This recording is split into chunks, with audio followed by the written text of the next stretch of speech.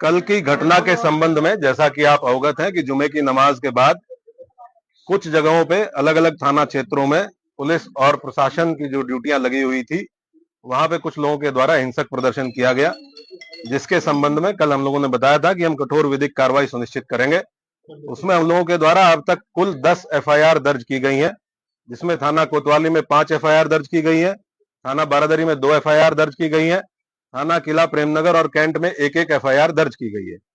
इन दर्ज एफआईआरों में आज हम लोगों के द्वारा कुल 8 अपराधियों को, जो इस घटना में शामिल थे, 8 अभियुक्तों को गिरफ्तार करके जेल भेजा गया है। उनके नाम मैं आपको पढ़ के बता देता हूं। मौलाना तौकीर रजा, सरफराज पुत्र सलीम, मनीफुद्दीन पुत्र जरीफुद्दीन, अजीम अहमद पुत्र नसीम अहमद, मोहम्मद शरीफ पुत्र मोहम्मद अहमद, मोहम्मद आमिर पुत्र मोहम्मद जाहिद, रिहान पुत्र राजू और मोहम्मद सरफराज पुत्र समीम। इन 8 लोगों को आज हम लोगों के द्वारा गिरफ्तार किया गया है और जो रिमांड मजिस्ट्रेट है उनके समक्ष पेश करते हुए न्यायिक हिरासत में इनको लिया गया है। कोर्ट के आदेश के उपरांत इनको संबंधित जेल में भेजा गया है।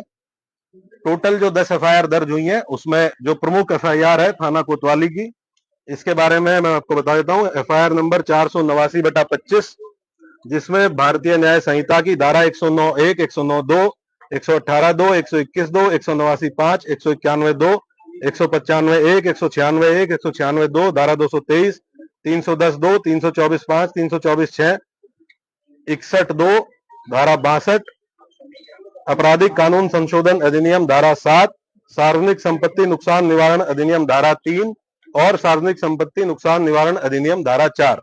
इन समस्त गंभीर धाराओं में जो हमारी प्रमुख एफआईआर है, जो खलील तिराहे पे घटना हुई थी, जिसमें जो पुलिस बल वहां पे लगा हुआ था, मजिस्ट्रेट जो वहां पे लगे हुए थे, इनके द्वारा बहुत संयमित तरीके से वहां जो भीड़ आई अचानक से, उसको रोकने का प्रयास किया गया, समझाने बुझाने का प्रयास किया गया। उसके बावजूद इस भीड़ के द्वारा बैरिकेडिंग को तोड़ के पुलिस बल के साथ दुर्व्यवहार करते हुए इस्लामिया कॉलेज पहुंचने के लिए प्रयास किया गया और उसके अंतर्गत पुलिस के ऊपर हमलावर हुए, पुलिस के ऊपर पथराव किया गया। वहां से हम लोगों के द्वारा जो सामग्री रिकवर हुई है उसके बारे में मैं आपको बता देता हूं। ईंट पत्थर के टुकड़े भारी मात्रा में रिकवर किए गए हैं, चप्पल जूते भारी मात्रा में, पुलिस के टूटे हुए बैरिकेड रिकवर किए गए हैं। वहां से कुछ ब्लेड्स, खोखा कारतूस 12 बोर और 315 बोर के, जो संभवतः फायरिंग में यूज होंगे, वो रिकवर किए गए हैं। जिंदा कारतूस रिकवर किए गए हैं। एक तमंचा 12 बोर का, जो संभवतः वहां किसी उपद्रवी के पास से गिर गया था भगदड़ में, एक ये रिकवर किया गया है। अवैध चाकू, लाठी डंडे और कुछ कांच की टूटी हुई बोतलों के टुकड़े, जिनसे पेट्रोल की बदबू आ रही है, जो संभवतः पेट्रोल भर के लाया गया था, ये सारी चीजें वहां से, जो घटनास्थल था खलील तिराहे का, वहां से बरामद की गई है। 2 वाहन क्षतिग्रस्त हुए हैं, गाड़ी संख्या यूपी 32 EG 3137 और एक मोटरसाइकिल, ये 2 वाहन क्षतिग्रस्त हुए हैं। अभी 8 लोगों को हम लोगों ने गिरफ्तार किया है। टोटल हम लोगों ने 39 लोगों को अब तक हिरासत में लिया है। 8 लोगों को गिरफ्तार करके न्यायिक हिरासत में भेज दिया गया है, जेल भेज दिया गया है। बाकी जितने लोग हैं उनसे हम लोग जो विधिक प्रोसीजर है पूछताछ करते हुए, क्योंकि ये भी बहुत आवश्यक है कि हम इन्वेस्टिगेशन के दौरान ये पता करें कि जो ग्राउंड पे लोग मौजूद थे, जो अलग अलग चौराहों पे पुलिस के साथ मिसबिहेव कर रहे थे, पुलिस के ऊपर हमलावर थे, पथराव कर रहे थे, और इनके पीछे कौन व्यक्ति था जो इनसे लगातार संपर्क में रहते हुए इनको ये करने के लिए उकसा रहा था। तो उस बिंदु पे इनसे पूछताछ की जा रही है। इनके मोबाइल फोन जिन जिनके रिकवर किए गए हैं, उन मोबाइल फोन से भी एविडेंस कलेक्शन किया जा रहा है। हम लोग लगातार ये सुनिश्चित करेंगे कि जो भी अभियुक्त इस घटना में शामिल थे, इन 10 एफआईआर में जो भी अभियुक्त शामिल थे, उन सभी की पहचान सीसीटीवी फुटेज के माध्यम से, जो हमारा मैनुअल इंटेलिजेंस होता है उसके माध्यम से, टेक्निकल इंटेलिजेंस के माध्यम से, और जो हमारे अभिसूचना विभाग है उसके माध्यम से हम लोग एकत्र करेंगे। और जितने भी लोग शामिल थे प्रत्यक्ष या अप्रत्यक्ष रूप से, उनकी गिरफ्तारी और उनके विरुद्ध कठोर कार्रवाई, जैसा कि माननीय मुख्यमंत्री जी और शासन की मंशा है। अपराध के विरुद्ध जीरो टॉलरेंस, कानून व्यवस्था की स्थिति एकदम दुरुस्त रहे, उसको कोई किसी भी प्रकार से बिगाड़ ना पाए, और बिगाड़ने वालों के विरुद्ध जीरो टॉलरेंस, इस पे हम लोग कार्रवाई सुनिश्चित करेंगे।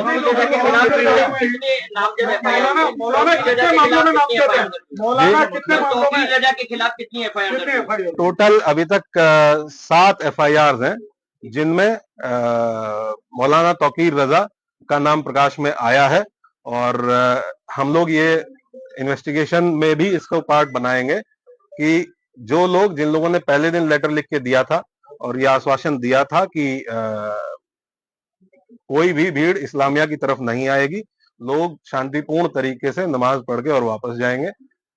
उसके बाद उन्हीं लोगों ने उसको रात में 2 घंटे बाद अपने ग्रुप पे ये कह के उसको खारिज किया कि ये फर्जी हस्ताक्षर है, जबकि वो हस्ताक्षर उन्हीं 3 लोगों के थे जिन लोगों ने उस पर हस्ताक्षर किए हुए थे। तो क्या ये पूरा प्री प्लान था? आपको लगता है इन्वेस्टिगेशन में अब तक क्या शामिल निकल के सामने आया है, और क्या बाहर के लोग भी बरेली में जो हिंसा हुई है उसमें शामिल? ये डेफिनेटली, क्योंकि ये लगभग 7 दिन से इस चीज की अपील की गई थी और 7 दिन से लगातार पुलिस और प्रशासन के लोग, डीएम साहब और मेरे द्वारा लगातार संवाद स्थापित किया गया। हम लोग इस प्रयास में थे कि संवाद स्थापित करके उसके साथ साथ हम लोग निरोधात्मक कार्रवाई करके सुनिश्चित करेंगे और ये कन्वे करेंगे कि कोई भी ऐसा काम ना किया जाए, कोई भी ऐसा आयोजन ना किया जाए जो विधि विरुद्ध हो। इसके लिए सभी धर्म गुरुओं से संवाद स्थापित किया गया, जनप्रतिनिधियों से संवाद स्थापित किया गया, लेकिन उसके बावजूद भी जिन लोगों के द्वारा ये किया गया उनके विरुद्ध हम लोग कठोर कार्रवाई बिल्कुल इंश्योर करेंगे। जो भी लोग इसमें, ये तो ऑब्वियस सी बात है कि आजकल जो लोग व्हाट्सएप से इसमें संपर्क में थे, हमारी इन्वेस्टिगेशन के दौरान ये भी तथ्य प्रकाश में आए हैं कि कुछ बाहर के आपराधिक तत्व, इस जनपद से बाहर के कुछ आपराधिक तत्व इस जुलूस में शामिल हुए, इस आयोजन में शामिल हुए थे, जिनके द्वारा इस तरह की समस्या पैदा की गई। उनके बारे में भी हम अभी अभिसूचना संकलन कर रहे हैं। ये भी ज्ञात हुआ है कि इसमें एक नदीम नाम का व्यक्ति ये लगातार फोन पे संपर्क में था और इससे व्हाट्सएप कॉल के माध्यम से लोगों की बात हो रही थी और इसके द्वारा भी वहां लोगों को उकसाया गया।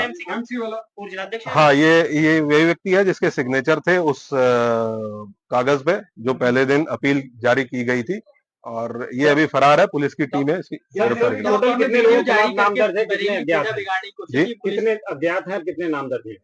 ये पूरा, क्योंकि हम लोगों ने टोटल 10 एफआईआर दर्ज की हैं, तो उसमें अलग अलग जहां जहां घटना स्थल है, जहां जहां पे जो घटनाएं हुई हैं, उसमें अलग अलग लोग नामजद है। टोटल 7 एफआईआर हैं जिनमें इनका भूमिका पाई गई है। विधिक प्राविधान के अंतर्गत जो भी कार्रवाइयां पॉसिबल है वो सब कार्रवाइयां सभी के विरुद्ध इंश्योर की जाएंगी, सुनिश्चित की जाएंगी। पिछला इतिहास भी निकाला जाएगा तमाम हम लोग सभी अभियुक्तों का आपराधिक इतिहास निकालेंगे, पुराने मुकदमे ये देखेंगे कि उन पुराने मुकदमे की वर्तमान में कोर्ट में क्या स्थिति है, ट्रायल में क्या स्थिति है और उनमें हम लोगों के स्तर से क्या और तेजी लाई जा सकती है, उसके बारे में भी काम किया जी। कोर्ट नॉर्मली जब भी कोर्ट के समक्ष पेश किया जाता है तो 14 दिन की न्यायिक हिरासत कोर्ट के द्वारा समानता दी मतलब कोई पुराना मतलब कि बरेली में कुछ बड़ा करने के आयोजन से ही बड़ा करना चाह रहे थे बरेली में। ये हम लोग आपको इन्वेस्टिगेशन, जैसे जैसे इन्वेस्टिगेशन प्रोसीड करेगी कि इस मंशा क्या थी और जी, यहाँ का जुरिस्डिक्शनल जेल बरेली जेल है और जो यहाँ पे रिमांड मजिस्ट्रेट है उनके द्वारा उनको बरेली जेल में न्यायिक हिरासत में भेजा। आपने बताया कि तमंचा भी बरामद हुआ है, क्या इस पूरे इंसिडेंट में फायरिंग हुई है? पहला सवाल ये। दूसरा, पुलिस वालों को भी चोटें आई हैं, क्या उनको भी छर्रे लगे हैं और कितने पुलिस वाले ऐसे हैं जो अभी घायल हैं? कुल 22 पुलिसकर्मी, कल अब जब हम लोगों ने अपनी पूरी टीम को गैदर किया, कुल 22 पुलिसकर्मी ऐसे थे जो इंजर्ड थे, जिनका मेडिकल एग्जामिनेशन कराया गया। कुछ 22 पुलिसकर्मी, कुछ लोग ऐसे हैं जिनको डाउटफुल फायर आर्म इंजरीज हैं, उनका भी फाइनल मेडिकल परीक्षण कराया जा रहा है। जब ये चीज हम लोगों के मेडिकल परीक्षण फाइनल हो जाएगा तो हम लोग आपको इसके बारे में अवगत कराएंगे, लेकिन ये डेफिनेट है कि इसमें अराजक तत्वों के द्वारा फायरिंग की गई। अलग अलग घटना स्थल पे अलग अलग थे, कुछ जगह पे 200-250 लोग अज्ञात में थे, कुछ जगह पे 300-350 लोगों की भीड़ थी। मान के चलिए लगभग 2,500-3 हजार लोग ऐसे हैं जो अज्ञात में अलग अलग घटना स्थलों पे, जिनको हम लोग अभी चिन्हित करने का प्रयास करेंगे जी। टोटल 22 पुलिसकर्मी घायल है जिनका हम लोगों ने मेडिकल कराया। नहीं, पूरे घटना में।